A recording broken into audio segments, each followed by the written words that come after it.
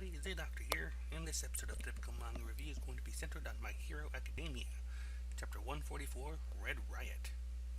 Or possibly Red Riot 1, because there's a little 1 with a circle around it. Either way, chapter opens up with Hot Gun getting ready to launch his power punch. It seems to be actually like the sheer presence of it seems to be blown away 10 guy. Rappa wants to bury your gong. But 10 guys is like, that meaningless display was all for this kamikaze attack. Of course, Red Riot is there. You're wrong. I was just plain scared. Again. And now we flash back to a little bit. We're back to Kirishama's middle school days, where he's stepping in to help a kid for being bullied. The kid is actually apparently has a quirk that lets him turn leaves to money, but he tries to tell him it won't work because it only stays for a little while, so that's fine, we'll just spend it before that.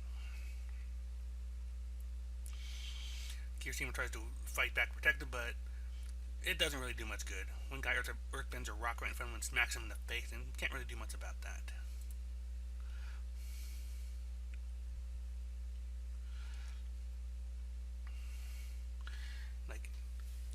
Because his quirk is not nearly as what it is like today.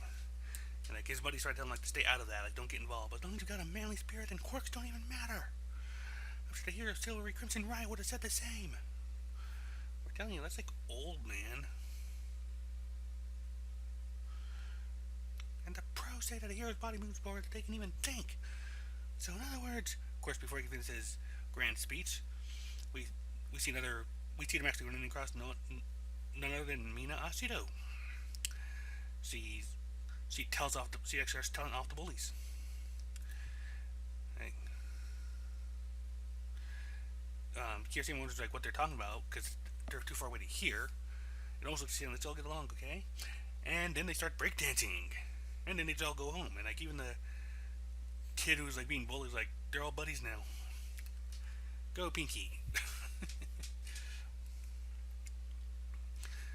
And then Ashido just kind of meets up with a couple of friends and hey, let's go to that shop, sure. Kirishima's buddies are like, oh yeah, she's definitely going to be a hero. She's going to take the entrance exam at UA. She's really ridiculously athletic. She's also sociable. She's got a strong quirk, and her appearance just catches the eye.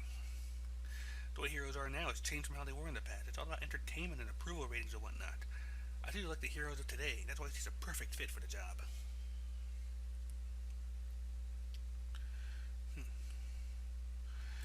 And Kirishima's like, if I compare myself to that, then my quirk's just pretty basic hardening. Of course, as we see Kirishima actually working out, like he's remembering his heroes talking about that. If you got a manly spirit, quirks don't count for nothing. So I'll compensate for what my quirk can't do with my manly heart. That's what I thought to myself anyway. And we see the buddies like, what are you going to put down for your future career track? You can apply to UA 2, the Beyond Elite School? Please. For normally like us, becoming a hero is not even in the picture. Hey, what about you? Want to apply to this other school together? Adrio's like, no, I haven't decided. But we can see in his pocket he's got a paper in this place with the words UA kind of written on it. And we see Kirishima just kind of still putting himself down. He's lame. But whenever you see someone like Ashido doing something, like Ashido, something inside him thinks, if I was Flash Hero, I had a stronger quirk, would I be more confident? Would I be able to just say, I'm aiming for a heroics department? Then he comes across then he catches sight of a big honker of a sucker there. The hell is that? Towering over two middle school girls. He's like maybe 3-4 times their size. And he's talking as if he's like playing a radio. It's like, the sunny weather continues tomorrow in Tokyo, and it seems the heat will be sticking around for some time. At this point, he's asking the girls, where are the hero offices of Springer? Of course, the girls are too frightened to actually answer him, and Kirishima realizes that they're from his school.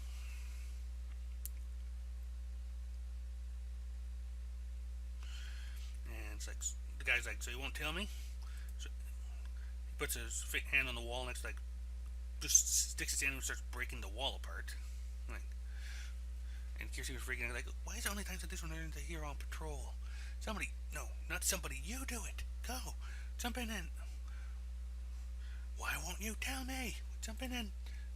Before I can get over his own hesitation, now Cheetah's already in there. Turn around that bend over there. Take a left at the main road. It's 2 kilometers to the office building.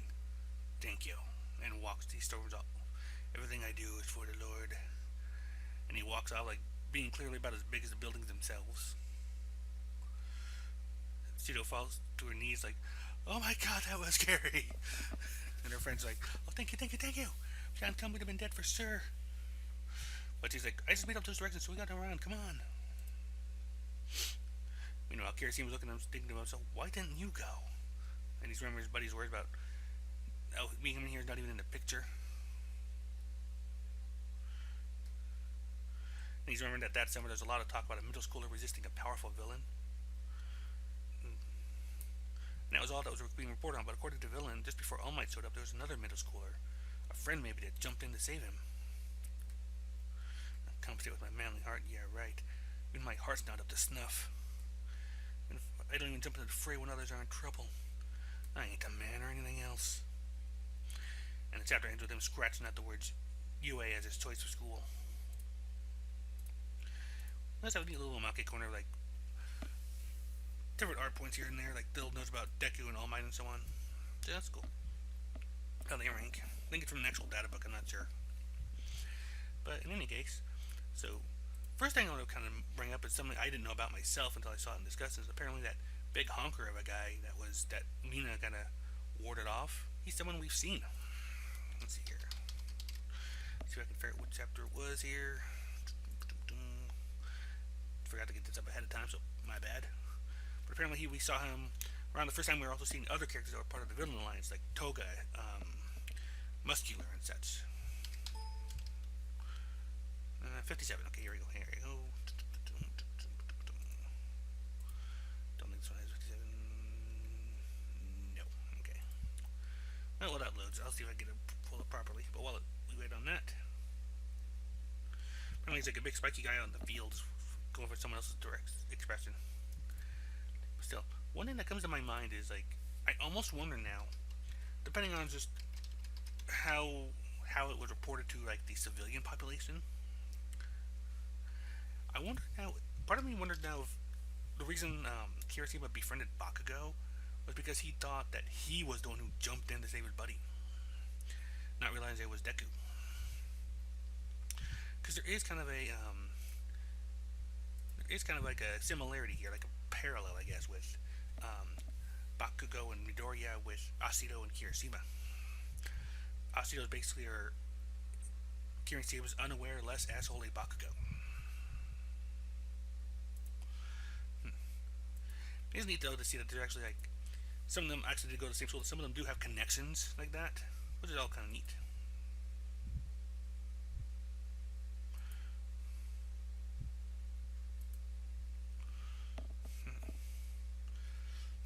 So I was going through the chapter while I'm talking about this. I just hit the part where Best Genius tries to tame Bakugo's hair.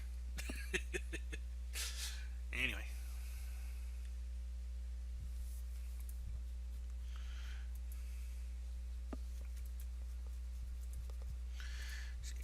So that's one thing I wondered. Also, I do like that we're kind of getting a look at the Crimson Riot, the era that Kirasima actually like admires so much that he's trying to become a legacy of him. Yeah, I think I'm going across the page now.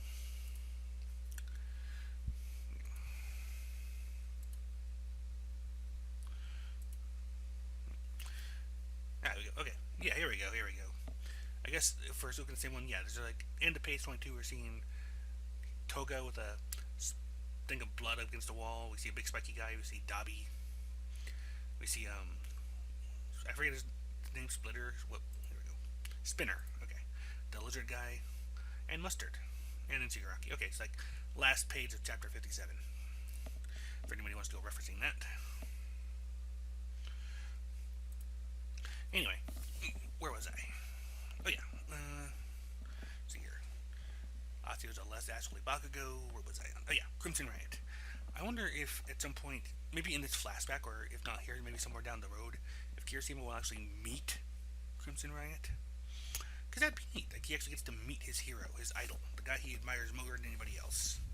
Of course, that could be a double-edged sword.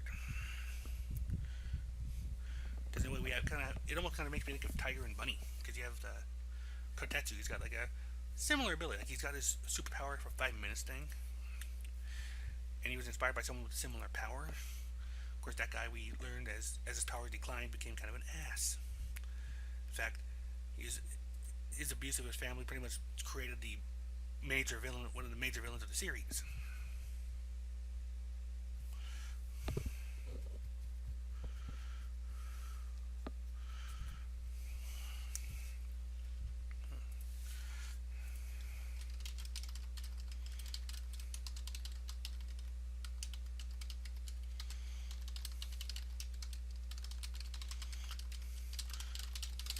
So I just wanted to get a quick little comment on something here. Okay, where was I? Yeah. Sorry, I don't mean to be quite so disjointed, but it's like I wanted to get that out. It's like a little quick forum post. Not professional, but then again, I'm not professional, so who cares? So, that's one of the things I kind of thought of. Those are my main thoughts on here on this one. Like, as I kind of read the chapter through first couple times, like, does Crimson Riot still alive? Like, will or has Kirishima met him? And did he befriend Bakugo in the mistaken idea that he was the one who jumped in to save his friend from the villain, from the Sludge villain? Because I don't know, because we've seen people comment that he got famous because of the villain incident. But I don't know how widely it was reported that he was the one that was. I guess it was widely known. So it makes me wonder if Kirishima just doesn't know that personally. It's always possible.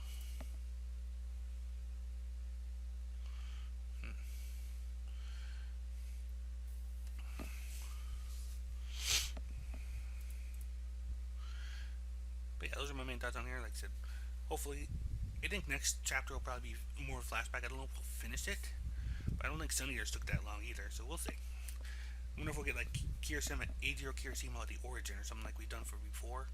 At the same time, we're kind of getting like Red Riot 1 and 2, so you never know. Like I said, though, right now, it seems that between his self-esteem issues and Asito's ability to get stuff done, like, he almost didn't go to UA at all. So what's changed his mind? That's what I'm kind of eager to see now. But for now, I'm going to go ahead and call that review here. That has been My Hero Academia, Chapter 144, Red Riot 1. Until next time, I will see you later, and bye-bye.